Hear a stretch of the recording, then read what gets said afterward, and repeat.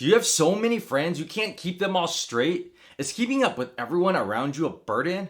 Well, I have the solution for you. Lose them.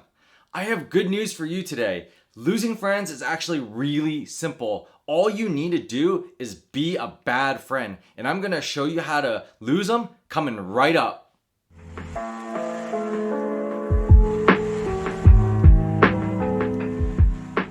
What's going on? I'm Dominic, and Lighthouse is a youth ministry at Austin Chinese Church where we desire for every student to personally experience the light of Christ and for students to shine the light of Christ into your spheres of influence. And over the next month, I'm going to introduce to you 4 easy ways to becoming a bad friend.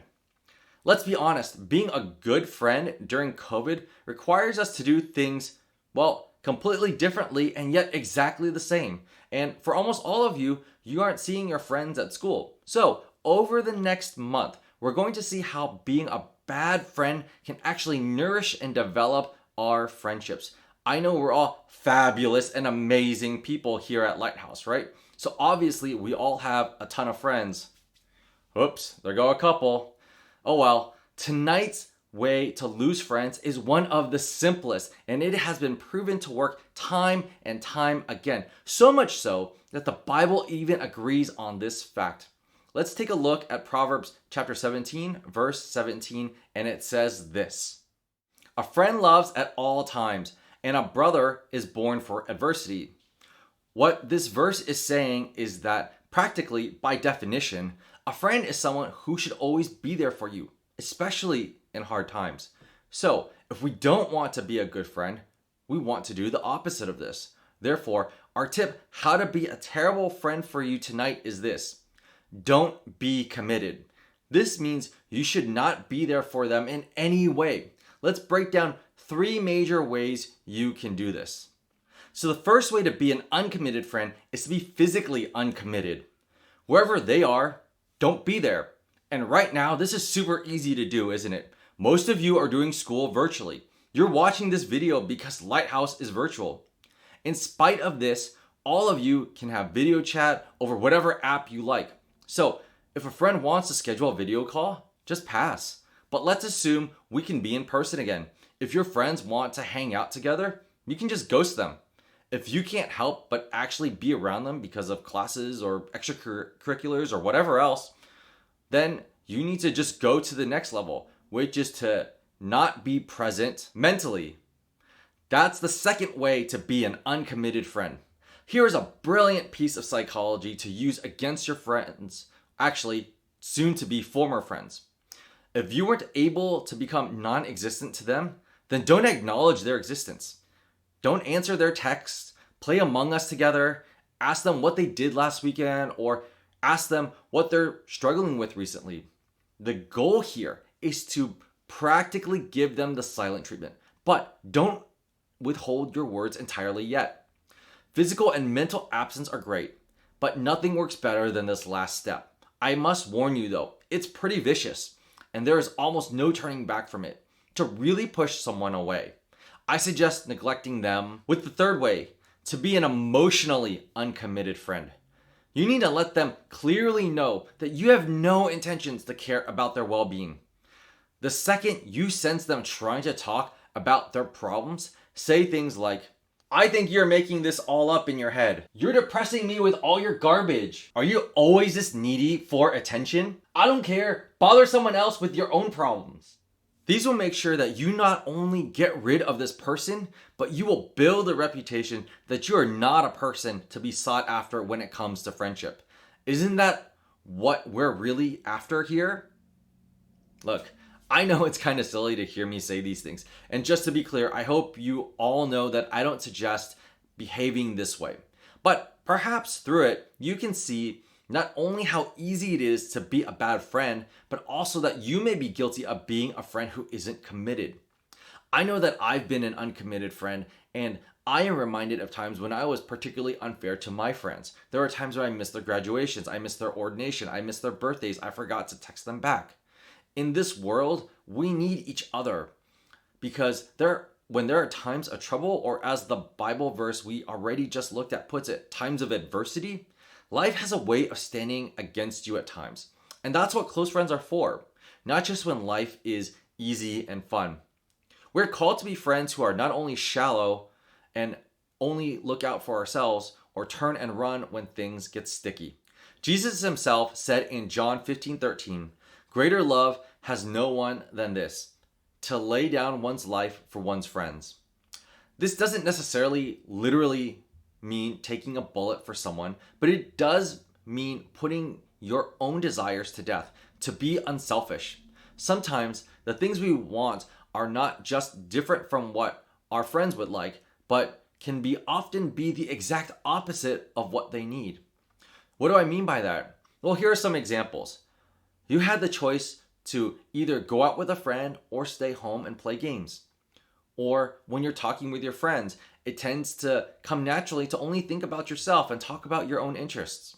However, it goes a long way when you let someone else control the direction of a conversation.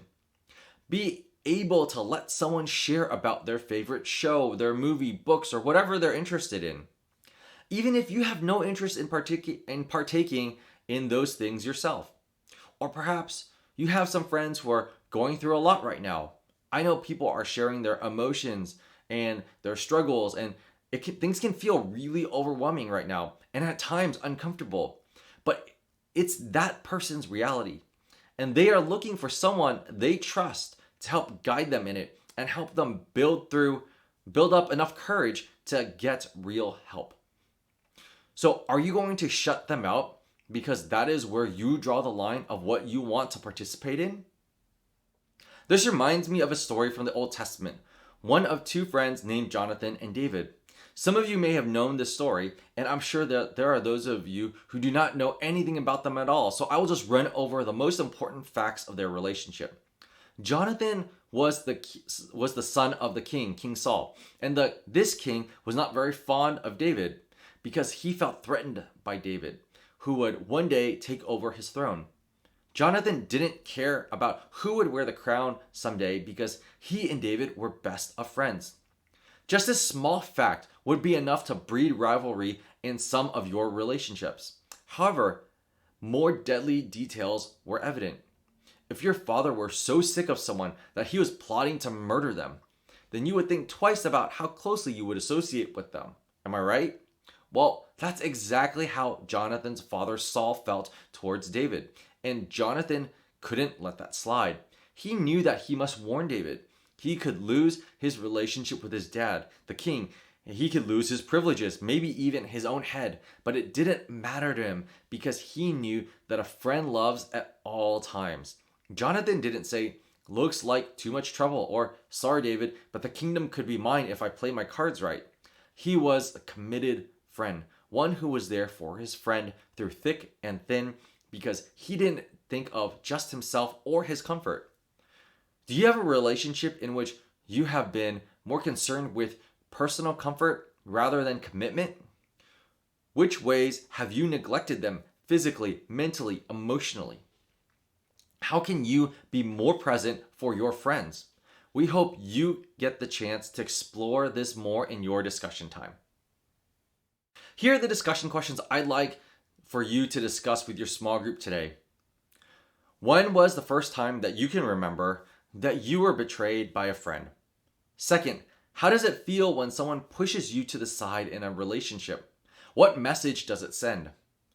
What are the different types of ways someone can be absent in a friendship? Fourth, in what ways are you guilty of not being a committed friend? And lastly, identify a friendship that you know you have room for improvement, but you've been dragging your feet on. What's one specific change you can make to your friendship and make a commitment when you will reach out to your friend to right that wrong? Choose a small group member to help keep you accountable. Since the impact of the pandemic hit us last spring, we haven't had a baptism for a long time. Baptism is simply a public proclamation of a Christian's faith. We are currently planning on having a baptism on April 11th. Obviously, we will hold the baptism in a safe and socially distanced manner, and we'll hold 4 classes over Zoom to help prepare you and equip you for your baptism. If you're interested in getting baptized or you have questions about baptism, please email me and I'd love to help you out. We have a survey we would love for all of Lighthouse to fill out. You can find the survey by going to acc.church/lighthouse21survey.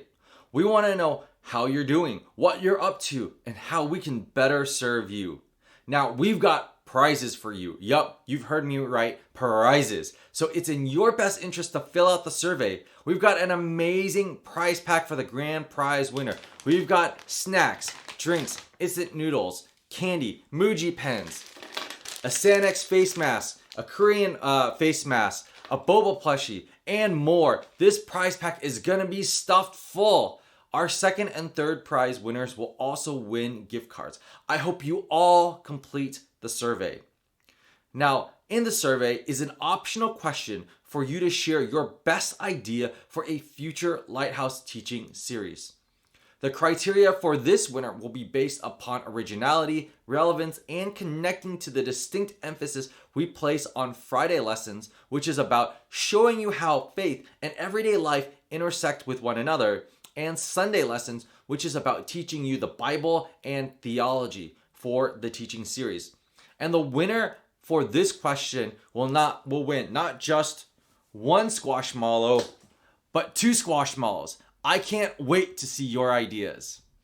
I hope today's lesson on the importance of being a committed friend prompted you to really consider how committed a friend you are to your own friends, whether at school or here even in your own small group.